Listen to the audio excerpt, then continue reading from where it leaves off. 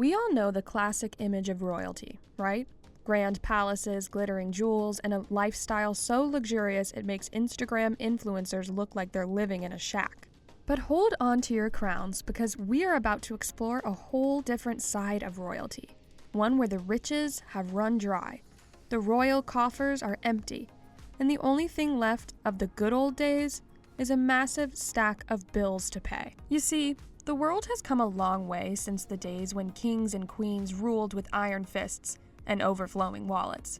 Nowadays, some royal families are just trying to keep the palace lights on. Welcome back to Royal Buzz, where today we are uncovering the poorest royal families in the world, from war-torn countries to the plains of Africa. If you're not yet subscribed to the channel, kindly hit the like button and subscribe to our channel. All good? Let's get started. First up, we've got the royal family of Lesotho. Lesotho is this tiny, mountain-covered country that's completely surrounded by South Africa, and it's led by King Letsie III. But here's the thing. Lesotho's monarchy isn't like what you'd see in a fairy tale. It's a constitutional monarchy, which basically means King Letsie III is more of a cultural figurehead than a guy with a ton of political power. Lesotho is one of the poorest countries around, facing some pretty tough challenges like sky-high poverty, crazy unemployment, and an economy that's barely staying afloat. And even the royal family isn't spared from that struggle. Sure, the royal family's net worth is around $50 million. But in the world of royalty, that's not much at all. A lot of their wealth is tied up in state-owned properties, and they mostly rely on government funds to keep things going. Yep, the royal family gets pocket money from the government. Sounds crazy, right? But King Letsie III is still a big deal in Lesotho. He's like the country's main guy, always pushing for better education and healthcare for his people. They might not have a ton of cash, but the royal family is super respected in Lesotho. They're all about keeping the country's culture and history alive, and even though they're living a much more down-to-earth life than most royals, they're still making a real difference where it counts. The Serbian royal family, led by Crown Prince Alexander, has experienced a dramatic fall from power and wealth over the past century. The monarchy was abolished after World War II when the communist government took over Yugoslavia, stripping the royal family of their titles and assets. Left with nothing, the family had to go into exile, living modestly in the United Kingdom and other parts of Europe. The Crown Prince Alexander was even born during this exile in London at Claridge's Hotel. It is said that the hotel had to be temporarily declared Yugoslav territory just so he could be born on Yugoslav soil. Now that's just heartbreaking. The good thing is that since the fall of communism in the 1990s, he's been working hard to bring the family back into Serbian society. These days, their net worth is around $3 million, not exactly royal riches. Most of the Serbian royal family's wealth primarily comes from properties that were returned to them by the government after the collapse of communism, as well as private donations and fundraising efforts. While they live in the royal palace in Belgrade, the property is still state-owned, and the family's income is relatively modest. The Serbian government provides the royal family with some financial support for maintaining the royal palace and covering living expenses, but the amount is limited. Reports suggest this could be in the range of tens of thousands of euros annually, rather than hundreds of thousands or millions. Crown Prince Alexander and his family play a ceremonial role in Serbia, engaging in charitable activities and promoting national unity. But their finance resources are very limited. The royal family's current situation is no doubt a far cry from the wealth and influence they once wielded. The Ethiopian royal family, which was once the most powerful dynasty in Africa, has seen a fall from grace that's hard to wrap your head around. This wasn't just any royal family. They claimed their roots went all the way back to the almost mythical King Solomon and the Queen of Sheba. For centuries, they ruled over an empire that stood strong, proudly holding the title of the only African nation never to be colonized. They were more than just rulers. They were living legends, literally considered divine by their subjects. But in 1974, everything changed. Haile Selassie, the last emperor, was overthrown in a brutal Marxist coup. And just like that, the monarchy was gone. The royal family was stripped of everything, their titles, their wealth, their power, and forced into exile. Haile Selassie's mysterious death while in captivity marked the end of an era. It's crazy to think this family, who once had it all, suddenly had nothing. Now, the Ethiopian royal family's net worth is probably under $1 million, which is peanuts compared to what they used to have. They're living pretty modestly in exile, surviving on private donations and whatever's left of their old estate. Even though they're no longer rolling in riches, they're still seen as a symbol of Ethiopian pride.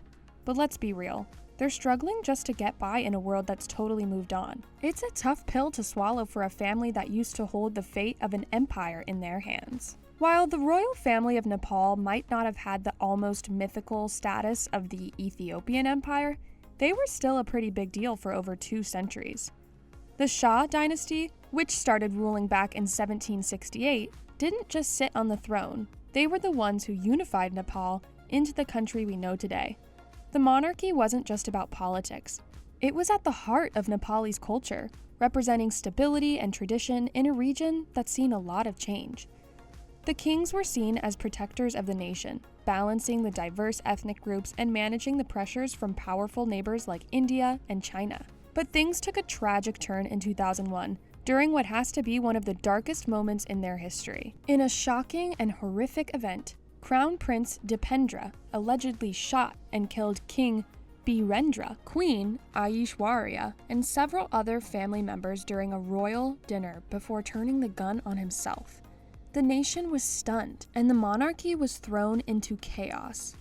Dipendra was briefly declared king while in a coma, but died a few days later, leading to Gyanendra, Birendra's brother, stepping up as king. However, the damage was done. The public's trust in the monarchy was shattered. In the years that followed, Nepal was already dealing with a civil war against Maoist rebels who wanted to end the monarchy altogether. King Gyanendra tried to tighten his grip on power, but it only made things worse. Protests grew, and by 2008, the monarchy was officially abolished. Nepal became a republic, and just like that, the Shah dynasty's reign was over. The royal family was stripped of almost everything: wealth, power, privileges, you name it. Their net worth today is estimated to be around $50,000 to $100,000, which is a far cry from the riches they once had. Most of this comes from personal savings and whatever assets they could keep after the monarchy was dissolved. They've gone from living in palaces to a much simpler life. Former King Gyanendra now lives in a private home in Kathmandu, far removed from the grandeur he was used to. The royal family of Yemen, once known as the Mutawakilide Kingdom, was a big deal back in the day. They ruled over North Yemen with pride and power, holding down their kingdom in the tough, rugged terrain of the Arabian Peninsula. This dynasty, which started in 1918, was at the heart of Yemen's culture and politics. They were the true rulers, deeply connected to the country's tribes and Islamic traditions. For over 40 years, they managed to keep Yemen independent in a region where everyone else seemed to be getting pushed around by foreign powers. But then, in 1962, everything came crashing down. A military coup, with some help from Egypt, overthrew the kingdom, and just like that, the Yemen Arab Republic was born. The royal family had to pack their bags and flee the country, leaving behind most of their wealth and property, which the new government quickly snapped up. The overthrow led to a brutal civil war, with the royalists and republicans duking it out for years. Even though they had some support from other monarchies in the region, the royal family's dream of getting back on the throne slowly faded away. Fast forward a few decades, and the once powerful Yemeni royal family is living in a very different reality. With a net worth probably under $500,000, they've gone from ruling a kingdom to scraping by on whatever personal assets they managed to save when they fled. It's not exactly the royal life they were used to. They're living modestly in exile, and with Yemen still in chaos, there's little chance of them regaining their former glory. The ongoing conflict has left them even more isolated, making it nearly impossible to rebuild their wealth or return home. Today, the Yemeni royal family is one of the poorest and most forgotten royal houses in the world. It's a far cry from their days of ruling the Arabian Peninsula. They've gone from being at the center of Yemeni life to living quietly on the sidelines, their legacy overshadowed by the ongoing war in their homeland. It's a pretty wild example of how fast things can change, even for royalty. And there we have it, guys, the poorest royal families in the world. How sad do you think it is for a royal family, once used to all the luxury and power, to be groveling and picking up scraps like a commoner? Pretty heartbreaking stuff. Let us know what you think in the comment section below, and don't forget to like and subscribe to this channel for some more royal stories. See you next time!